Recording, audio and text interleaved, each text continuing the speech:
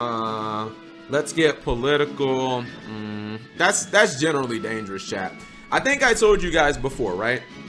So when I was the produce manager at Walmart, chat, I had a produce department of about 10 to 11 people. Let's say 10 people, chat. We came from. Okay, hold tight. Please don't let this be some back challenge or something. I am a dogmatica god that is just literally autopilot LMAO. It would be perfect for you. I know you have a negative viewpoint of current Yu-Gi-Oh at the moment, but I think you would actually enjoy Dogmatica. It's almost as sleep-inducing as Altergeists. Thank you very much, Big Pimpin', with the $2 donation. It's not that I'm opposed to playing new Yu-Gi-Oh decks. I think if you guys remember what John said last stream, John said I really haven't played off stream because to put it bluntly, chat, with no events, there's only I don't know, there's only so far I can enjoy competitive Yu-Gi-Oh when I know that it's like there's no end game, you know what I mean? Like here to put it bluntly, right? I feel like, I mean, maybe all you got, maybe not everybody, right? But people who have played the game competitively, if you grew up kind of with like a competitive mindset, I feel like when you try a new deck that you want to test that you're interested in, I feel like the end game, whether you have fun with it or not, whether it's good or not, the end game is always to go do well at a competitive event. That's always like the pot of gold at the end of the rainbow, or the prize at the end of the journey, or something like that. And with there being no competitive events, I just feel like it takes away from the journey to the point where it's just like, why even go on the journey? You know, again, chat, I talked about last stream. I gave you guys the example. When I played Salamangreats, this was before I was even back to streaming, chat. We were on hiatus. This was when Soulburner, the cards were first on YGO Pro. And this is so OG. When I used to go into matches, competitive matches, I would summon Foxy and people would leave. And they would tell me, I asked for competitive, not this anime trash or not this anime shit. And I'd be like, bro, this deck's fucking good. It's tier 1. Like, let me just body you right quick and you'll understand. Like, I used to play Salamangreats for hours, but I also knew that I could learn these combos and eventually play the deck online, or play the deck, excuse me, at an event, which I did. I just feel like without there being any events, chat, there's only so much fun that I can personally have in Yu-Gi-Oh, at least from an online perspective. So I guess that kind of is like a roundabout way of answering or responding to what Big Pimpin just said, right? Like my maximum enjoyment with any given deck, Big Pimpin, I guess to put it into perspective, it's probably at the absolute best would be an 8, as opposed to if we had real events, it'd be a 10. You know what I mean? It's just the ceiling is only but so high, and obviously I don't know me playing Dogmatica if I'm gonna get to an 8 or something like that. But you know, even if I did really enjoy it, I'd just be bummed out by it. I'd be like, so when the fuck can I play this Dogmatica deck at a regionals, or when's YCS Charlotte gonna happen? Which, by the way, you guys think YCS Charlotte is still gonna happen? I feel like it's not. I'm so disappointed, chat.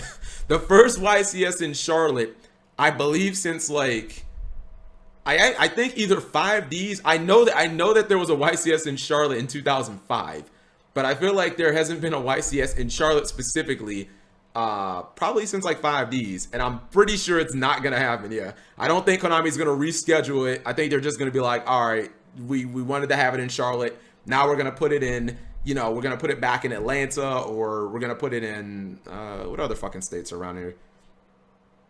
Probably just Atlanta, because you wouldn't have a YCS in South Carolina. It's either gonna be North Carolina or Georgia. If you're gonna have a south, maybe Florida is kind of too south where a lot of people can't get to it because it's at the bottom of the country. But if you're gonna have in Raleigh,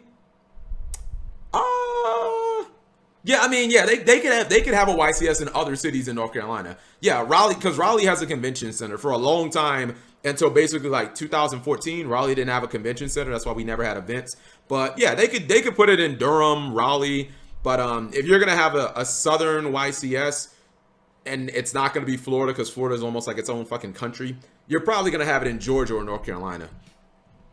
Are you in Delaware? Well, they ain't going to have no event in Delaware.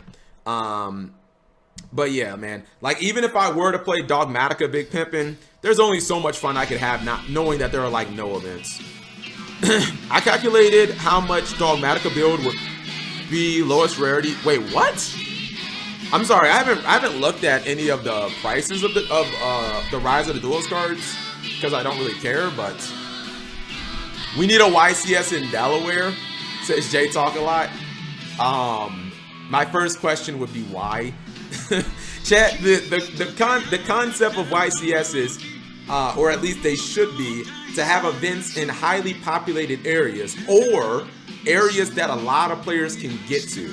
Now, there are some exceptions. I don't think it makes sense to have an event in New York or LA just because of the cost. But having an event in Delaware, like why have an event in Delaware where you can just have it in Philly and get the same people? You know what I mean? Like most likely you just have the YCS in like Philadelphia. You get the same exact people from the same areas, and you wouldn't have to be in like random ass Delaware, which I have been to one time. I'm just gonna type in Dogmatica. Dogmatica Aclessa. She has to be at least an ultra rare. Market Watch live on stream. What's good, YouTube? Oh my goodness, this shitty card is $20. Stop it. I mean, she's not shitty, but really? $20 card? Really? This must be like pre-sale prices. It's not, I mean, I'm not saying it's shitty. It's not shitty. $20? Really? Like, I mean, I would think obviously Forbidden Drop or just one Forbidden. I knew that would be expensive, but like, why the fuck? Unless she's the only expensive card. What's it called? Dogmatica is trash. I wouldn't say that. If you have a YCS in Connecticut, we can have one in Delaware. Well, the thing, usually when they have one in like Connecticut or whatever, it serves as like, what do they call you guys? They call it New England, basically. It's to basically serve New Hampshire, Connecticut, Maine. It's to serve like all those states up there. Like when you have an event in like Connecticut, it's to serve like 5 states. 5 states that are not good enough basically to have their own YCSs. Like just give all of them one location. Why that just seems so random. Delaware is one of the least populated states in the country, is it not, chat?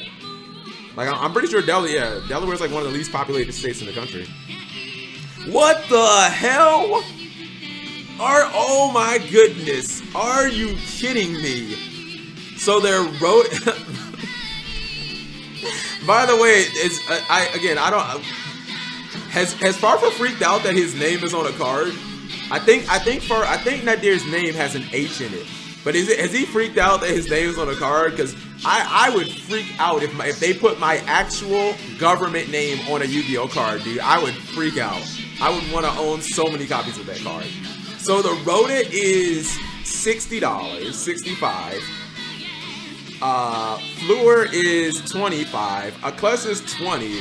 And then this one is also like $16, $17. That's a fucking lot of money. Dogmatica is legit. A lot of the mixes are good. Dogmatica invoked. And one time I got bodied by Dogmatica Guru. How does Dogmatica Guru work? I'm not saying you can't run other stuff in Guru, but Guru's kind of dedicated. You know, yeah, Guru's kind of, and then I guess the Bastard Dragon. Okay, so it's not Bastard Dragon. It's called Titaniclad, the Ash Dragon. Ooh, it would have been so nice if they named it Ash Dragon. That would have been so nice. By the way, it's been half a week. Thoughts on watching Avatar: The Last Airbender series late night on streams? How about this, Rala guys? Maybe on Saturdays when it's yeah, you're right. When it's fairly late and no one's like chatting anymore, how about maybe we watch like how am I gonna watch it? I don't have Netflix. Like, I mean, we can use, well, I'm pretty sure we can use a bootlegs. Yeah, we can probably use like Kiss Anime or some shit like that.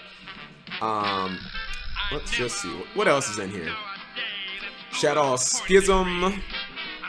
Okay. If you need Dogmatica, I got you, says Akinacism. Oh, no.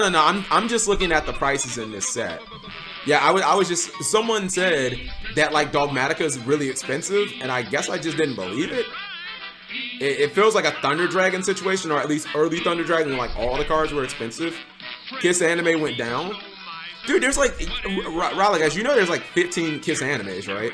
I don't know if all the servers went down, because I just got a clip from Kiss Anime not that long ago. I was watching Yu-Gi-Oh! Zex, either Zex or Art V. Yeah, I used it for to find a clip on there. Okay, so the rest, all right, so the rest of the set's basically cheap though. How long ago was that? It couldn't have been longer than like 2 weeks. I don't think it was in the last week, but it was probably maybe 2 weeks or less. Megalith Full is a short print common. I mean, this card probably could have. I don't want to say they should have made it a secret, but this card probably could have been a ultra rare, to be honest. What the fuck? What did they spend all the rarities on? Just Dogmatica? Okay, here's okay. Some of the Noble Knights, some of the Melfe cards. Oh, the guy. Okay, yeah, I forgot. They have to spend a bunch of rarities on the Gaia cards too.